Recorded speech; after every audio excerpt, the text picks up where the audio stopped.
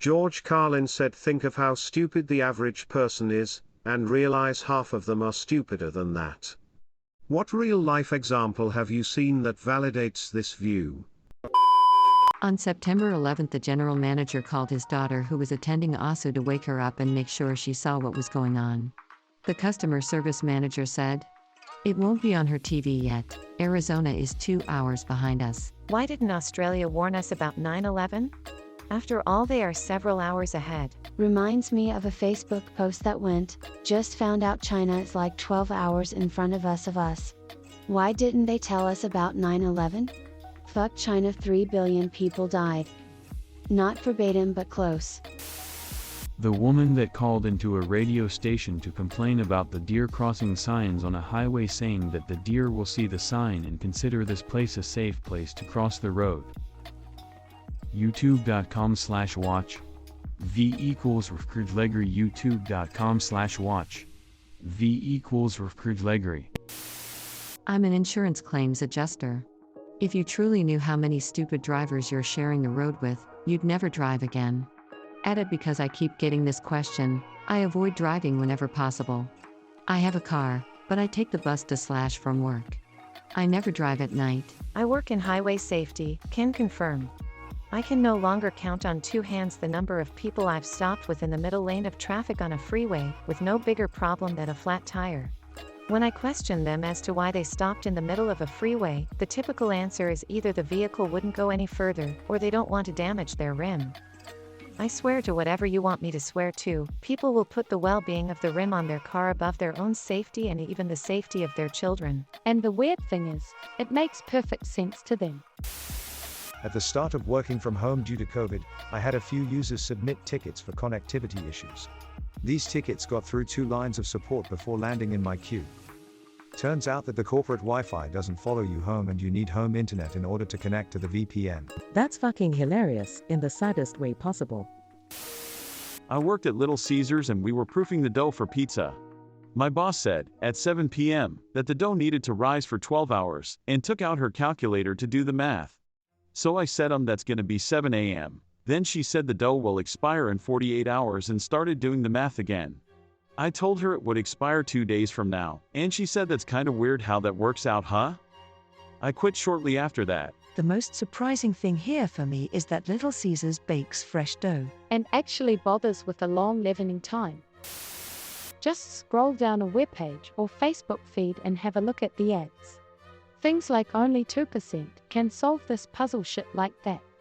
Those ads get posted so much because they actually work on a lot of people. There are still people who fall for if you post your password it comes up as asterisks.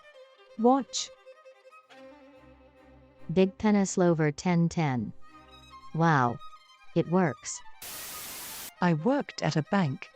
Mobile depositing had just became a thing. We received a picture of someone's cash for deposit. Yay. See bro, just wait like 2 hours and take another photo of the same cash and deposit it again. And again and again. Whoa. Instant money. Yeah bro, instant money.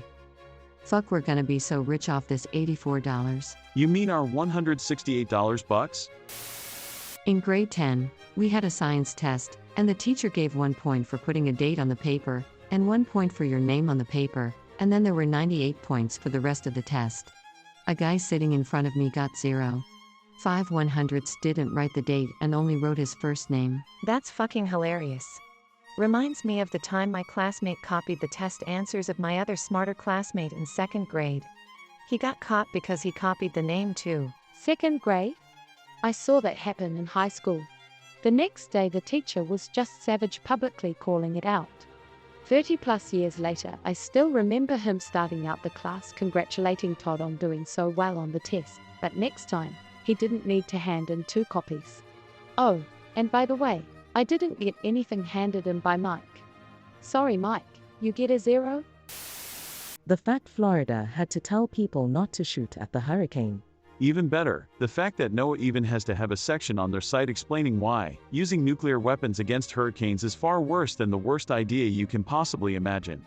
lil.noaa.gov/hrd/fact/c5c.html. No. Take it back. Take your comment back. When little Donald heard the news, he rubbed his tiny hands, and wrote a tweet to share his views across the seas and lands.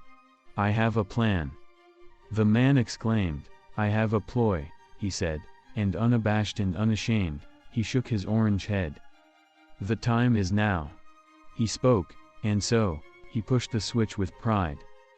And little Donald watched it go. And everybody died. One of my nieces had a cold as a toddler and was breathing through her mouth. My ex-Bill flipped out because he didn't want her to get carbon monoxide poisoning from breathing through her mouth instead of her nose, the normal way. Pensive face. I read things like this and start asking myself, why would anyone think this? How would this even work? And then I realize, this is the kind of stupid I don't want to understand. Yeah. I used to try and educate people like this, then I realized it's like playing chess with a pigeon. They'll just shit all over the board and strut around like they've won regardless. In the 80s, A&W attempted to compete with McDonald's quarter-pounder burger by selling a third-pounder for the same price. The operation failed tremendously, with virtually no one buying the burger. When they surveyed customers for an explanation, the majority of customers responded that they didn't want to pay the same price for less meat. Their customers genuinely believed that 1/3 was less than 1/4 and refused to try the new A&W burger because of it. And #X200B. Edit. Obligatory fuck everyone who says rip my inbox, I hate that shit. Sounds like they had beef with fractions. A woman I used to work with who insisted that any animal could reproduce with any other animal. She believed that sperm from any animal was the same and that DNA was irrelevant.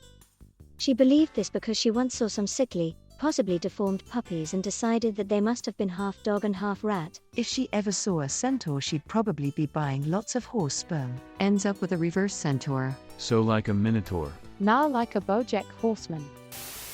I teach 6th grade. One time a parent came to me after trying to help their child with math homework and asked, "What number is X worth?" It feels like it changes with every problem. I don't know if this is satire or not, but good job. It is not. The parent came to me after school, without their child, because they knew something was wrong and didn't want to look stupid in front of their kid.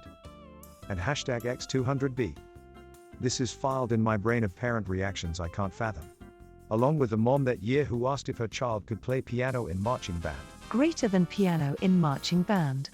The more I think about it, A. Guitar google.com/search.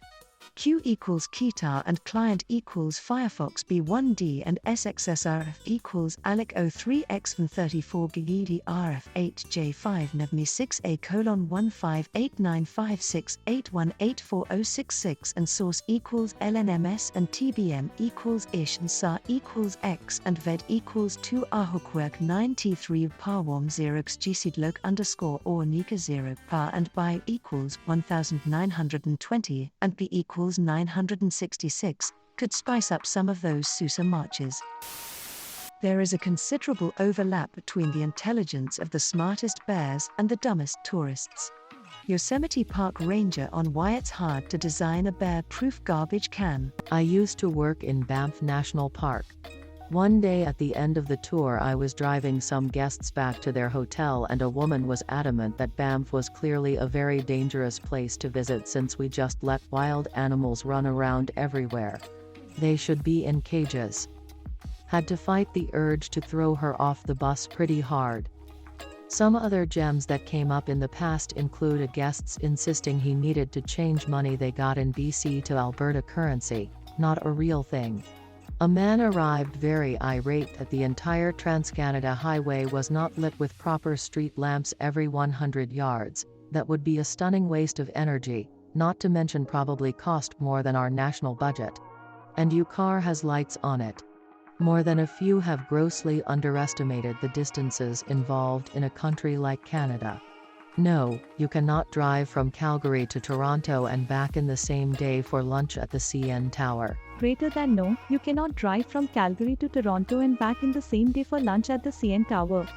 Well, not legally, anyway.